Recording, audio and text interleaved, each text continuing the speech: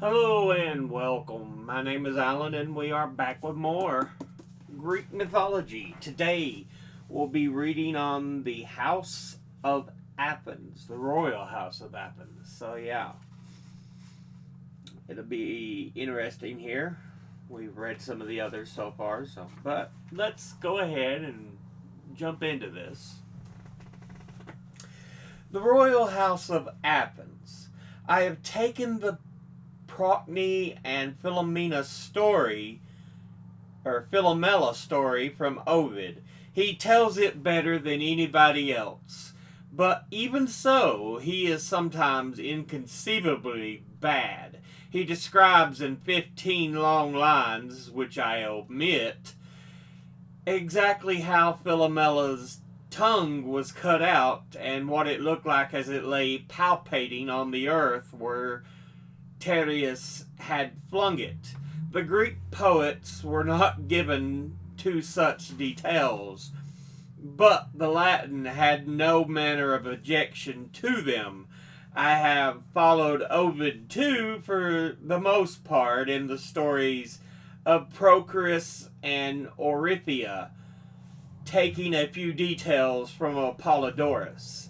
The tale of Creusa and Ion is the subject of the play of Euripides, one of the many plays in which he tried to show the Athenians what the gods of the myths really were when judged by the ordinary human standards of mercy, honor, self-control.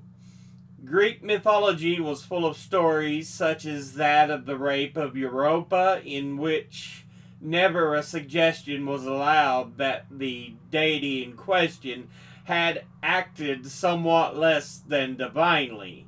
In his version of the story of Creusa, Euripides said to his audience, "Look at your Apollo, the sun-bright lord of the lyre, the pure god of truth. This is what he did. He brutally forced a helpless young girl and then abandoned her." The end of the Greek myth was at hand when such plays drew full houses in Athens. This family was especially marked, even among the other remarkable mythological families, by the very peculiar happenings which visited its members. There is nothing stranger told in any story than some of the events in their lives. Cecrops. The first king of Attica was named Cecrops. He had no human ancestor, and he was himself only half human. Cecrops, lord and hero, born of a dragon, dragon-shaped below. He was the person usually held to be responsible for Athena's becoming the protector of Athens.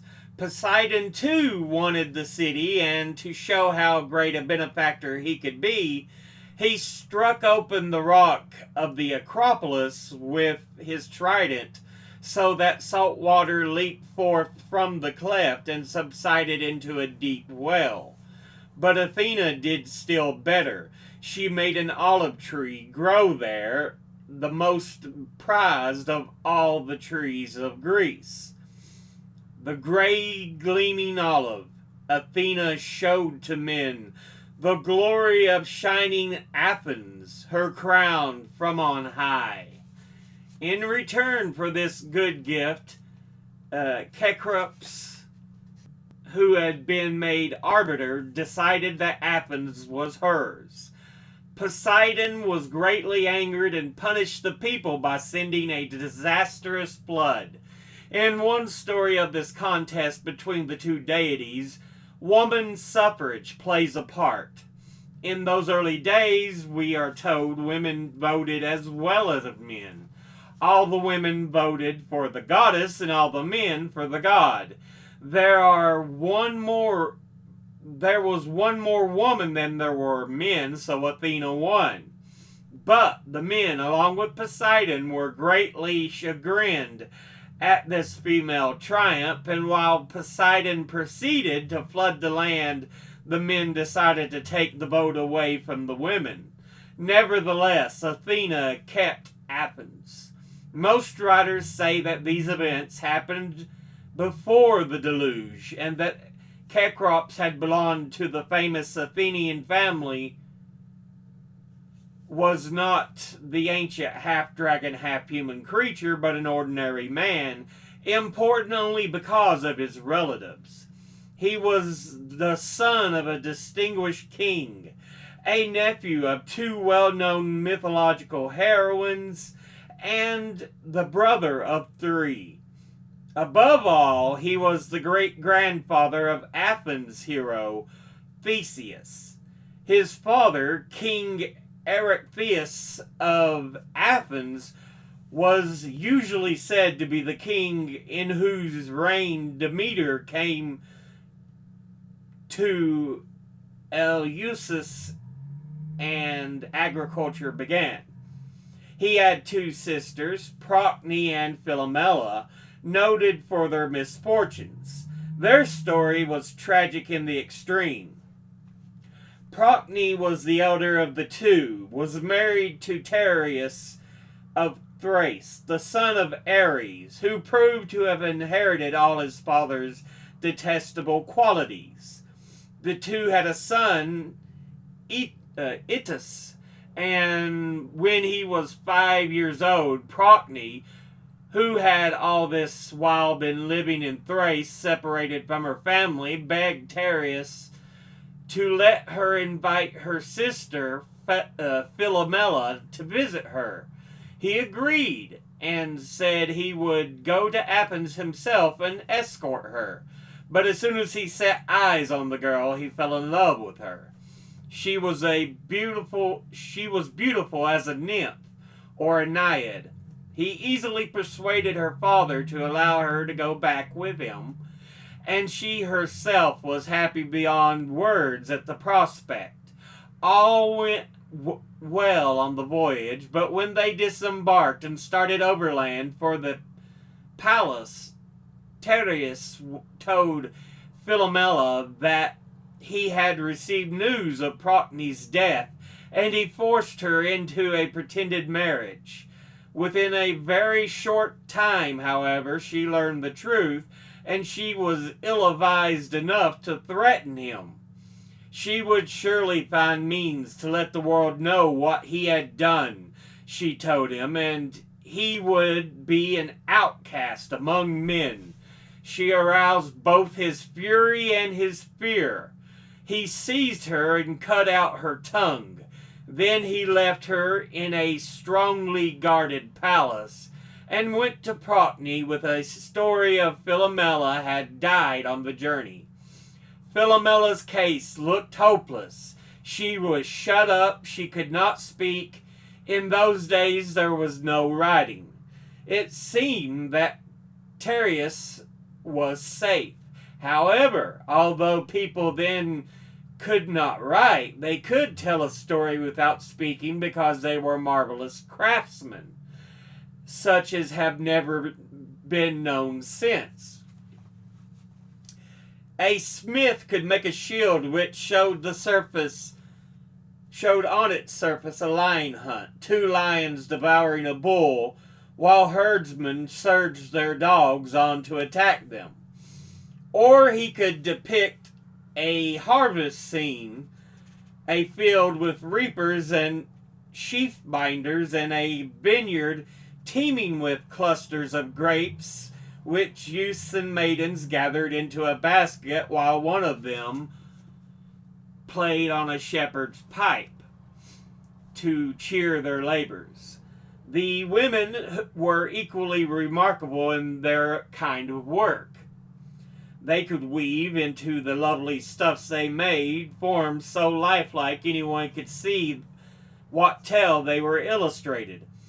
Philomela accordingly turned to her loom. She had a greater motive to make clear the story she wove than any artist ever had. With infinite pains and surpassing skill, she produced a wondrous tapestry on which the whole account of her wrongs was unfolded.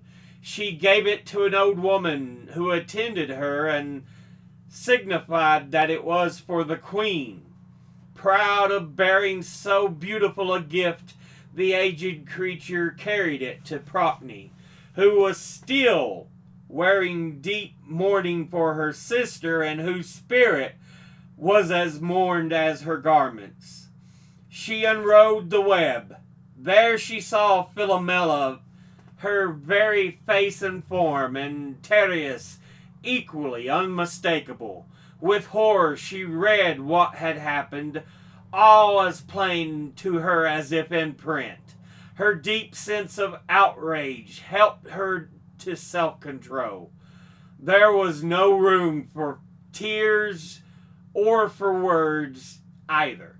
She bent her whole mind to delivering her sister and devising a fit punishment for her husband. First, she made her way to Philomela, doubtless through the old woman messenger, and when she had told her she could not speak in return, that she knew all, she took her place to the palace. There, while Philomela wept, Procne thought, "Let us weep hereafter," she told her sister. "I am prepared for any deed that will make Tereus pay for what he has done to you."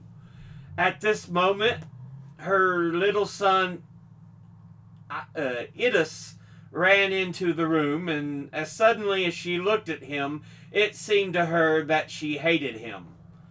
"How like your father you are," she said slowly, and with words her plans was clear to her. She killed the child with one stroke of a dagger. She cut the little dead body up and put the limbs in a kettle over the fire and served them to Tereus that night for supper. She watched him as he ate. Then she told him that what he had feasted on. In his sickening horror, he could not move, and the two sisters were able to flee. Near Daulis, however, he overtook them and was about to kill them when suddenly the gods turned them into birds. Procne into a nightingale and Philomela into a swallow, which because of her tongue was cut out only twitters and can never sing. Procne, the bird with wings of brown, musical nightingale, mourns forever, O Idus, child, lost to me, lost. Of all the birds, her song is sweetest because it is saddest. She never forgets the son she killed. The wretched Tereus, too, was changed into a bird, an ugly bird with a huge beak and sometimes to be a hawk. The Roman writers who told the story somehow got the sisters confused and said that the tongueless Philomela was the nightingale, which was obviously absurd. But so she is always called in English poetry. Procrus and Cephalus. The niece of these unfortunate women was Procrus, and she was almost as unfortunate as they. She was married very happily to Cephalus, the grandson of the king of the winds, Aeolus. But they had been married only a few weeks when Cephalus was carried off by no less a personage than Aurora herself, the goddess of the dawn. He was a lover of the chase and used the rise early to track the deer. So it happened that many a time as the day broke, Dawn saw the young hunter, and finally she fell in love with him. But Cephalus loved Procrus, not the radiant goddess, even the radiant not even the radiant goddess could make him faithless. Procris alone was in his heart.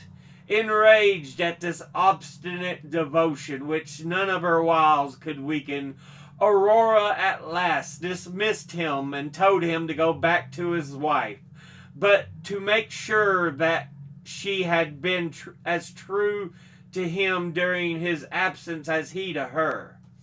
This malicious suggestion drove Cephalus mad with jealousy. He had been so long away and Procris was so beautiful. He decided he could never rest satisfied until he proved to himself beyond all doubt that she loved him alone and would not yield to any other lover. Accordingly, he disguised himself. Some say that Aurora helped him, but at all events, the disguise was so good that when he went back to his home, no one recognized him. It was comforting to see the whole household was longing for his return, but his purpose held firm. Then he was admitted to Procris's presence. However, her manifest grief, her sad face, and subdued manner came near to making him give up the test he had planned. He did not do so, however. He could not forget Aurora's mocking words. He began at once to try to get Procris to fall in love with him, a stranger, as she supposed him to be. He made passionate love to her, always reminding her, too, that her husband had forsaken her. Nevertheless, for a long time, he could not move her. To all his pleas, she made the same answer. I belong to him. Wherever he is, I keep my love for him. But one day, when he was pouring out petitions, persuasions, promises, she hesitated. She did not give in. She only did not firmly oppose him. But that was enough for Cephalus. He cried out, "O false and shameless woman, I am your husband. By my own witness, you are a traitor." Procris looked at him. Then she turned and without a word left him and the house too. Her love for him seemed turned into hate. She loathed the whole race of men, and she went to the mountain to live alone. Cephalus, however, had quickly come to his senses and realized the poor part he had played. He searched everywhere for her until he found her. Then he humbly begged her forgiveness. She could not give it to him at once. She had resented too deeply the deception he had practiced upon her. In the end, however, he won her back and they spent some happy years together. Then one day they went hunting as they often did. Procris had given Cephalus a javelin that never failed to strike what it aimed at. The husband and the wife, reaching the woods, separated in search of game. Cephalus, looking keenly around, saw something move in the thicket and threw the javelin. It found its mark. Procris was there, and she sank to the ground dead, pierced to the heart.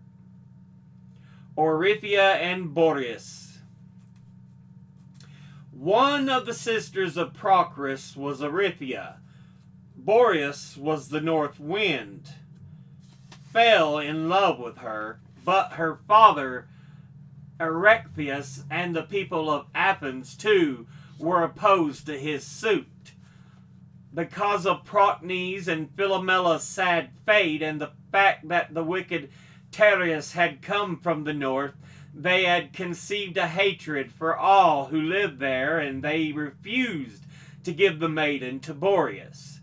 But they were foolish to think they could keep what the great north wind wanted. One day, when Orithya was playing with her sisters on the bank of a river, Boreas swept down in a great gust and carried her away. The two sons she bore him, Zeus and Calais, went on the quest for the Golden Fleece with Jason. Once Socrates, the great Athenian teacher, who lived hundreds of years, thousands perhaps, after the mythological stories were first told, went on a walk with a young man he was fond of named Phaedrus. They talked as they wandered idly, and Phaedrus asked, "Is not the place somewhere near here where Boreas is said to have carried off Eurypia from the banks of Elysius?" "That is the story," Socrates answered. "Do you suppose this is the exact spot?" Phaedrus wondered. "The little stream is delightfully clear and bright.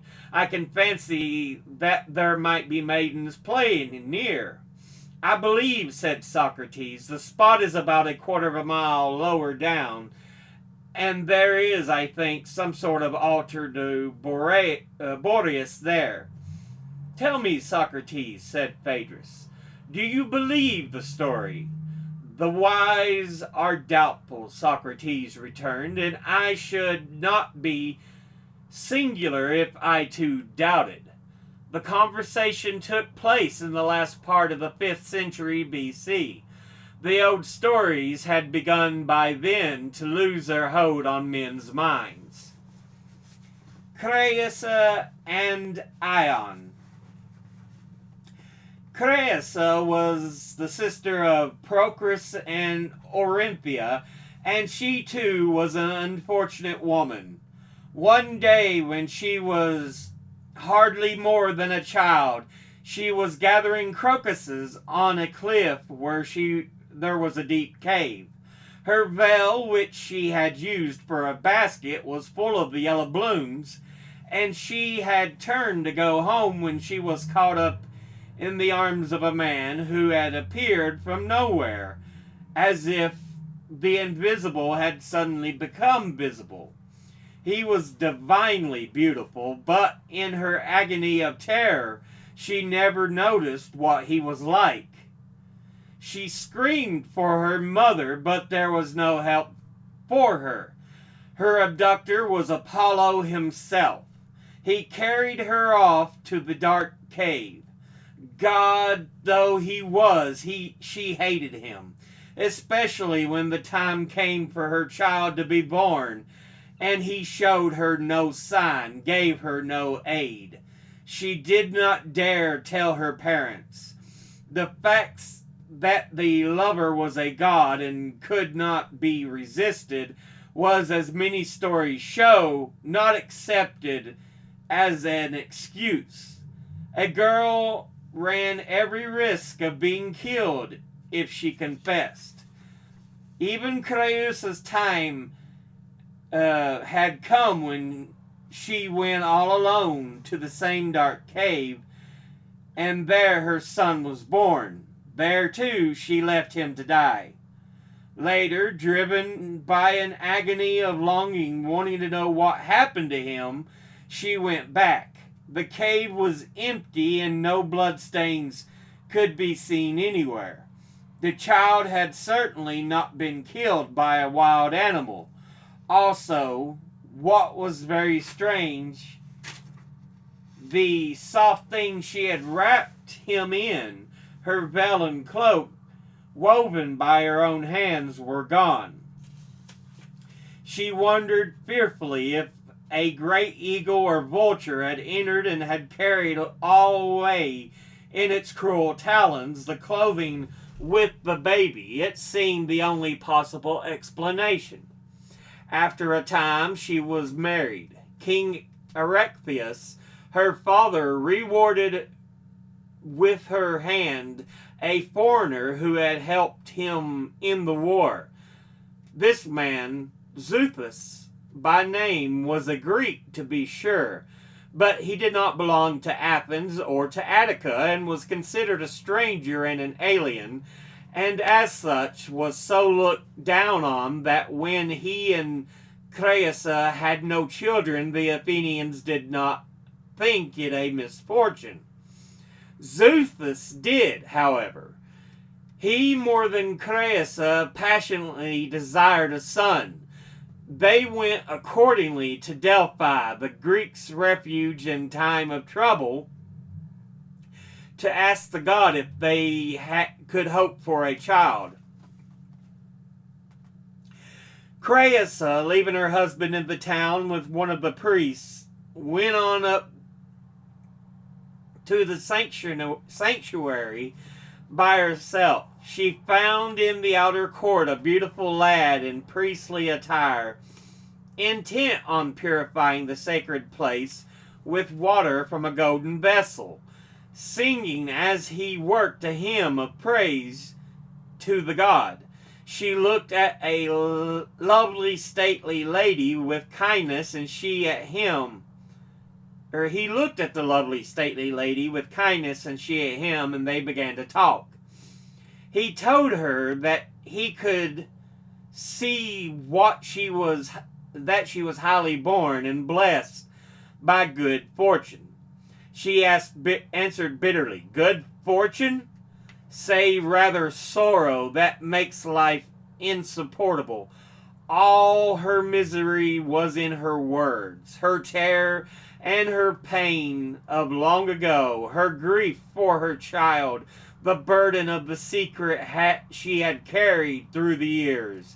But at the wonder in the boy's eyes, she collected herself and asked him who he was, so young and yet seemingly so dedicated to this high service in Greece's Holy of Holies. He told her his name was Ion, but that he did not know where he was from. The Pythoness, Apollo's priestess and prophetess, had found him one morning, a little baby lying on the temple stairway, and had brought him up as tenderly as a mother. Always he had been happy, working joyfully in the temple, proud to serve not men, but gods. He ventured then to question her. Why, he asked her intently, was she so sad, her eyes wet with tears? That was not the way pilgrims to Delphi came, but rejoicing to approach the pure shrine of Apollo, the god of truth. Apollo, Creusa said, "No, I do not approach him." Then, in answer to Ion's startled, reproachful look, she told him that she had come on a secret errand to Delphi. Her husband was there to ask if he might hope for a son, but her purpose was to find out what had been the fate of a child who was the son of... She faltered and was silent. Then she spoke quickly. "Of a friend of mine, a wretched woman whom this Delphic holy god of yours wronged. And when the child was born that he forced her to bear, she abandoned it.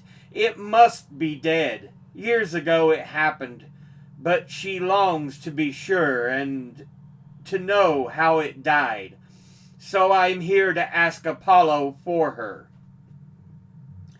Ion was horrified at the accusation she brought against his lord and master. "It is not true," he said hotly.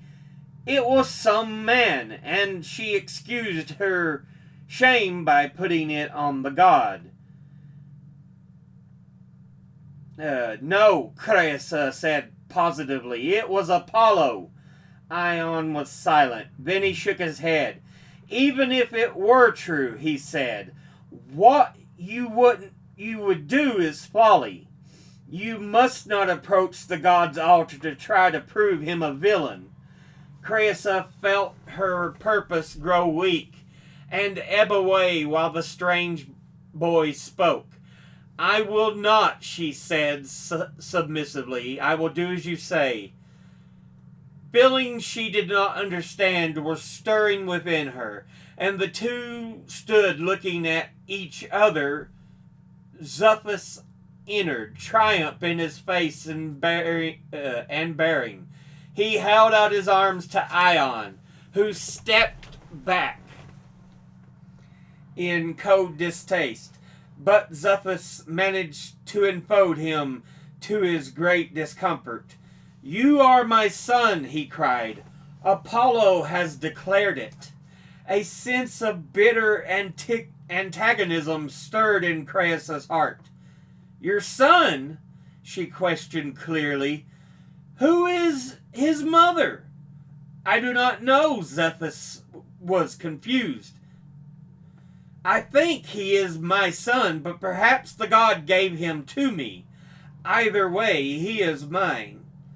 To this group, Ion icily remote, Xuthus bewildered but happy, Creusa feeling that she had hated men and that she would not put up with having a son of some unknown low woman foisted upon her.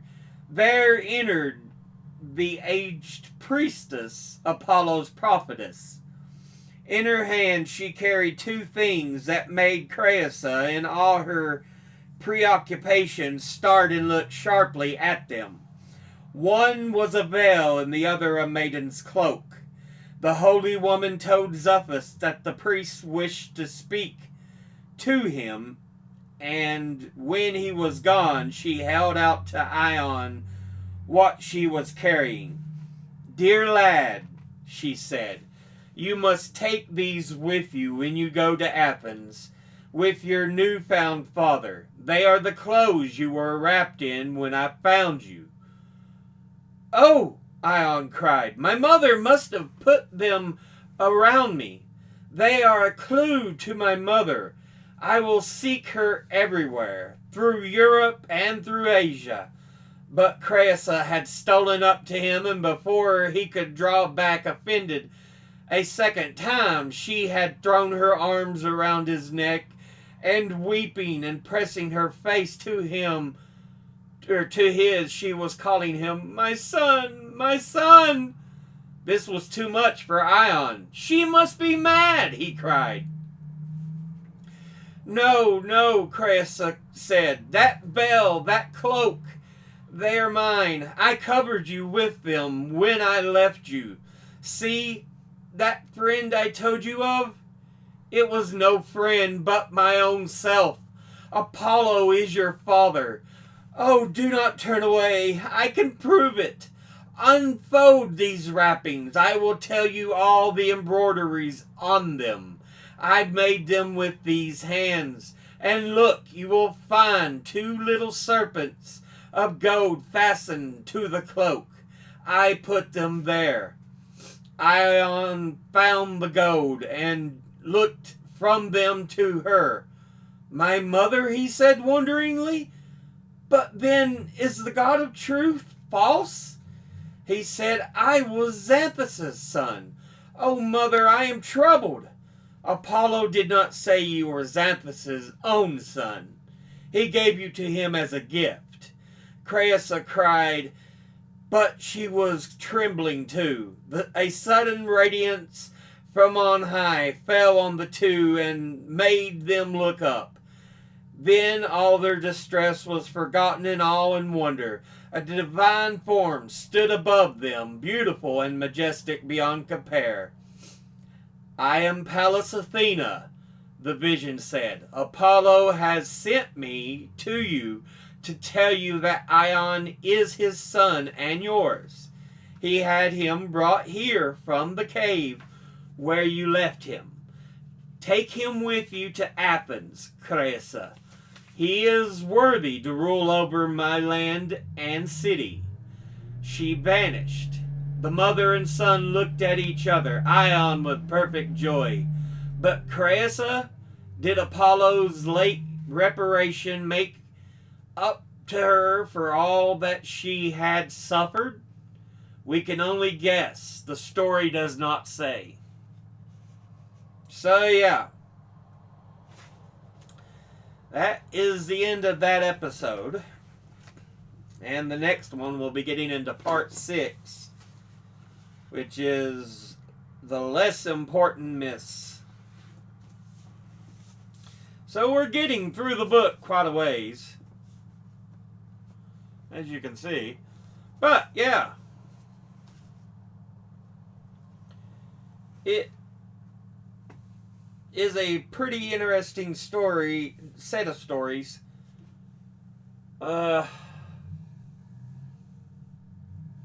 Telemachus and Procne.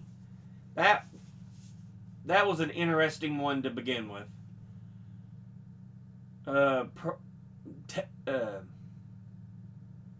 Telemachus.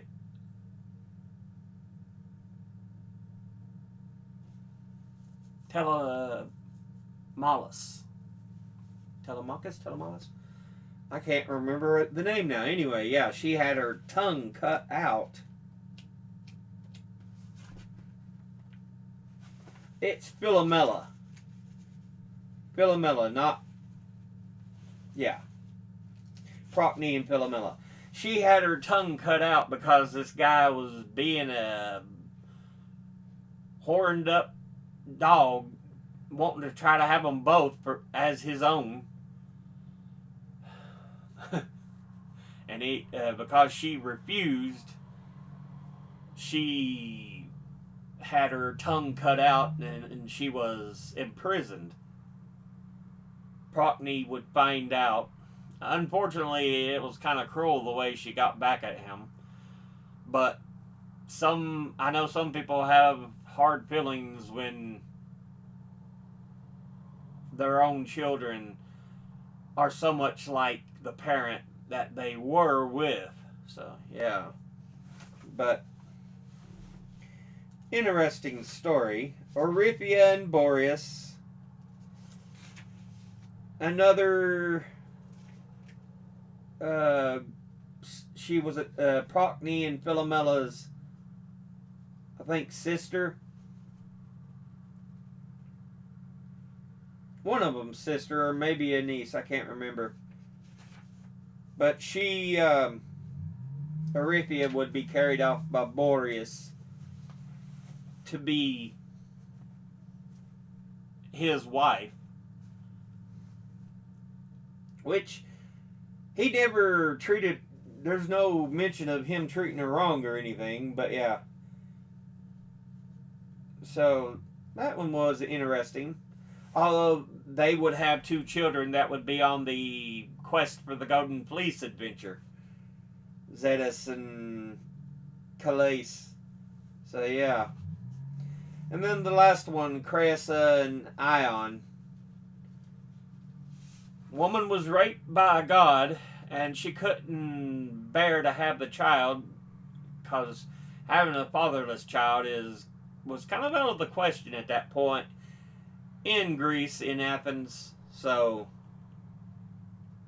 the child she left in a cave to pass, she swaddled him in the cloak and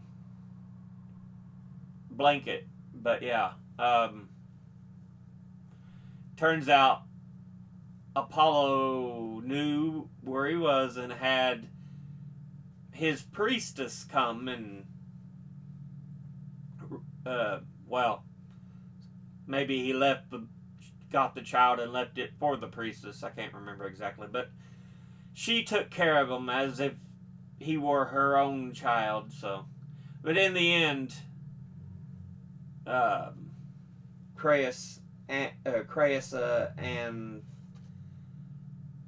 her husband find him, and it's revealed to Ion and Cressa that, yeah, Ion is her son, now grown.